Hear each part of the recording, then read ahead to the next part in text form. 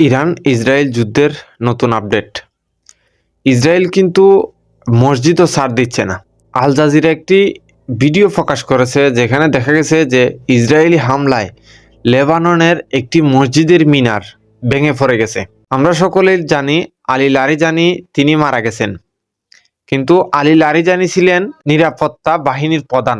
Iran এখন নতুন একজন নিরাপত্তা বাহিনীর প্রধান নিয়োগ দিয়েছে। আপনি এটি শুনলে অবাক হবেন যে ইরানের মধ্যে এতটুকু ক্ষতিগ্রস্ত হয়েছে। আন্তর্জাতিক গণমাধ্যমগুলা, বাংলাদেশে যে আন্তর্জাতিক গণমাধ্যমগুলো আছে সেগুলো একদমই এগুলা প্রকাশ করতেছে না। আল জাজিরা একটা রিপোর্ট করছে আমেরিকা এবং ইসরায়েলের হামলায় শুধুমাত্র 498টা স্কুল ক্ষতিগ্রস্ত হয়েছে। এখন আপনি চিন্তা করে দেখেন যে 498টা স্কুল যদি ক্ষতিগ্রস্ত হয়, ওইখানে কি পরিমাণে লোক মারা গেছে বা কতটুকু ক্ষয়ক্ষতি হয়েছে। 250-রও বেশি চিকিৎসা কেন্দ্র ক্ষতিগ্রস্ত হয়েছে। ওইখানে কত মানুষ চিকিৎসাধীন অবস্থায় ছিল।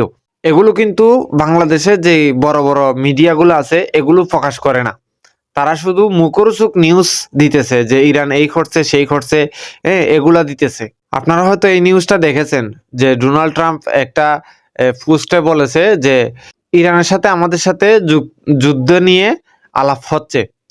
তার ঠিক আধা ঘন্টা পরেই ইরান এমন একটি বার্তা দিয়েছে যেটা ট্রাম্পের মাথা ঘুরে গেছে। ইরান সরাসরি বলেছে যে ট্রাম্প একজন প্রতারক।